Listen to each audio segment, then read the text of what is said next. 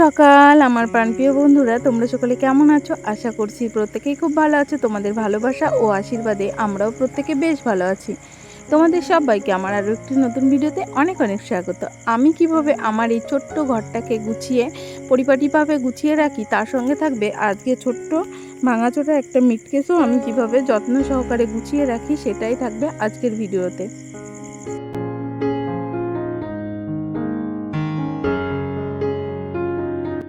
আজ হলো জুন মাসের 12 তারিখ, বারটা হলো বৃহস্পতিবার। আজও না আমি খুব ভোরে ভোরে ঘুম থেকে উঠেছি, মানে ওই 5:30 নাগাদ ঘুম থেকে উঠেছি। ঘুম থেকে উঠে চটজলদি কাজগুলো সেরে নিতে হবে আমাকে, ওই জন্য একটু ভোরে ভোরে উঠেছি যাতে আমি কাজগুলো সময়ের মধ্যে কমপ্লিট করতে পারি। আজ ওই 5:30টার দিকে উঠেছি, তারপরে একটু হাঁটাহাঁটি করলাম বাইরে। আর দেখবে সকালবেলা ঘুম থেকে উঠেই না প্রথমেই কাজে হাত দিতে একদমই ভালো লাগে না। একটু হাঁটা চলা, একটু সূর্য প্রণাম করে তারপরে এই যে চলে এসেছি ঘরে। আর ঘরে এসে তোমাদের সঙ্গে গল্প করতে করতে পুরো ঘরটাকেও ঝাড় দিয়ে নিলাম। আমি ঘরের কাজ অনেকটা কমপ্লিট করে ফেলেছি, মানে রান্নাঘরের কাজগুলো আমি অনেকটা গুছিয়ে ফেলেছি, মানে যেটা গ্যাস ওভেনটা মুছে নিয়েছি, তারপরে রান্নাঘরটাও সুন্দর করে ঝাড় দিয়ে নিয়েছি। তারপরে চলে আসলাম বাইরে, এখন বাইরের উঠানটাকে ঝাড় দিয়ে নেব। আর বাসি উঠান না বেশি বেলা পর্যন্ত রাখতে নেই। আর ঘরের কাজগুলো করতে করতে একটু মানে রোদ উঠে গেছে দেখো। আর এখন কিন্তু সূর্য মামা 5:30 থেকেই দেখা দিচ্ছে। আর তার যে কি তাপ, মানে বলে বোঝানো যাবে না, এত পরিমাণে তাপ পড়ছে, মানে কি বলবো, ভীষণই কষ্ট হচ্ছে। আর তার সঙ্গে প্রচুর গরম পড়ছে, আর বৃষ্টির তো এখন দেখাই নেই। আর দেখো কদিন আগে মনে হয় এখানে বৃষ্টি হয়েছিল, তার জন্য এই যে আমার উঠোনের হালটা একদম বেহাল হয়ে গেছে। চারিদিকে মানে গর্ত হয়ে গেছে, গর্ত গর্ত হয়ে গেছে। তবে তোমাদের সঙ্গে কথা বলতে বলতে দেখো পুরো উঠানটায় আমি ঝাড় দিয়ে ফেলেছি। আর এদিকে না দেখলাম রাঁধুনি গাছগুলো বেশ মানে পেকে পেকে গেছে, ওই রাঁধুনি গাছগুলো তুলতে হবে। দেখি কবে সময় পাই, যেহেতু এ কদিন না খুবই ব্যস্ত, মানে ঘরের কাজ প্রচুর গোছাতে হচ্ছে আমাকে। তারপরে ওইদিকে সানটাও ঝাড় দিয়ে চলে এলাম, তারপরে যে কলপাটাকেও ঝাড় দিয়ে নিচ্ছি। আর এত জঙ্গল হয়েছে, এই জঙ্গলে না এখন তো এই সময় কিন্তু সাপেরও উপদ্রব খুব বেড়েছে।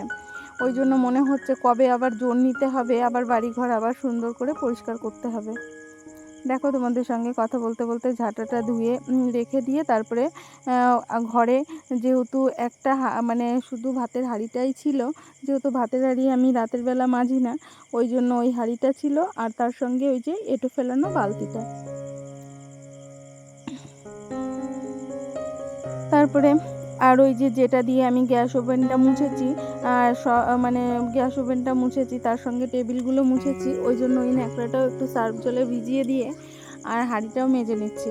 আর জানো তো কদিন হাঁড়িতে এত পরিমাণে কালি পড়ছে, মানে কি বলবো, মনে হয় গ্যাস ওভেনটা আবার পিন আপ করতে হবে, ওই জন্য এরকম কালি উঠছে।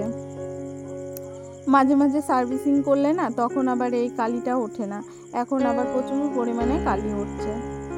যখনই এই হাঁড়িতে কালি ওঠে না তখন আমার ভীষণ খারাপ লাগে, তখন মনে হয় কি এর থেকে উনুনে রান্না করাই ভালো। কিন্তু কি করব বলো, উনুনটা আবার মানে লেপতে হবে, তারপরে মুছতে হবে, ওই জন্য ভাবলাম যে না গ্যাসেই করি।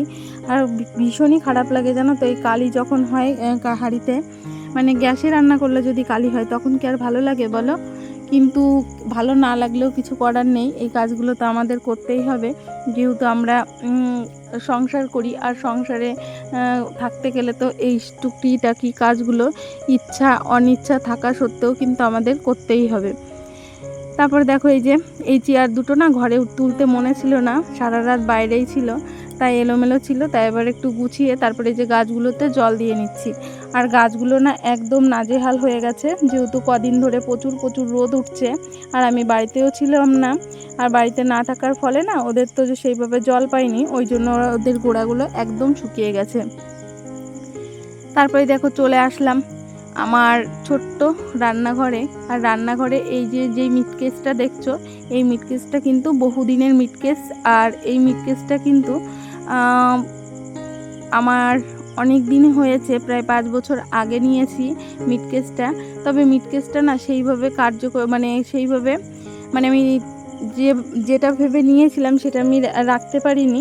ভেবেছিলাম রান্নাবান্না করে তরকারিগুলো এর মধ্যে রাখবো, কিন্তু যেহেতু এখানে নেটের সিস্টেমটা নিচে ছিল আর উপরে তো নেটের সিস্টেম ছিল না, ওই জন্য না তরকারিটা আমি কোনো দিনই এর মধ্যে রাখিনি। আমার ভালো লাগতো না মিটকেসটা, যেহেতু আমাদের খোকার বাবা এনেছিল মিটকেসটা মেলা থেকে কিনে। তাই দেখো এই যে মিটকেসের ভিতরে প্রচুর পরিমাণে আরশোলা ঢুকেছে, ওই জন্যই মিটকেসটা থেকে সমস্ত কোটোবাটিগুলো বার করে নিয়ে এই যে সুন্দর করে এখন মুছে নিলাম। আর আরশোলাগুলো যখন ধরছিলাম না, গার মধ্যে ঘিন ঘিন করছিল আর ভয় লাগছিল। তবে কি করব বলো, ভয় লাগলেও তো কিছু করার নেই। পোকার সাথে অনেকটা সময় যুদ্ধও করে নিলাম, মাঝে একবার ভয়ও পেয়েছিলাম ভীষণ। আমার ওই মানে কি বলবো, আরশোলাকে প্রচুর ভয় লাগে, কিন্তু ওরা তো কিছু করবে না, তবু আমার ভীষণ ভয় লাগে আরশোলা। তারপরে দেখো তোমাদের সঙ্গে কথা বলতে বলতে আজকে না এই কাজগুলোকে আমি শ্যাম্পু দিয়ে পরিষ্কার করেছি। আর শ্যাম্পু দিয়ে প্রথমে একবার ধুয়ে নিয়েছি, তারপরে আবারও শ্যাম্পু দিয়ে পরিষ্কার করে নিয়েছি। তাই দেখো প্রচুর চকচক করছে, যেহেতু বারবার খোলাপাড়া করতে হয়। আর ওই যে নিচে যেটা ছিল সেটাও তুলে কেচে দিয়ে মানে ধুয়ে দিয়েছিলাম। তারপরে দেখো এই যে আরশোলা স্প্রেটা প্রথমে দিয়ে নিলাম, তারপরে এই যে কাগজগুলো পাতিয়ে এখন এই যে এটা পাতিয়ে দেব, তারপরে সুন্দর করে এখন কোটোবাটিগুলো রেখে দেব।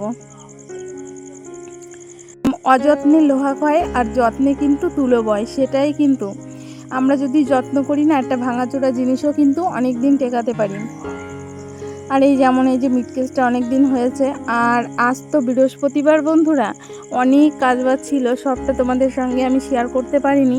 আর প্রচুর ব্যস্ততার সঙ্গে আজকে কাজ করেছি আমি সারা দিন। এখন কিন্তু ওই 9টা মতো বাজে, আর আমার স্নান ধিনান করে আর পুজোর অনেক থালা বাসন ছিল, সমস্তটা কিন্তু আজই আমি পরিষ্কার করেছি, সব ব্যাক ক্যামেরায় করেছি। আর পুজোর কাজগুলো করতে কিন্তু অনেকটা টাইমই লাগে।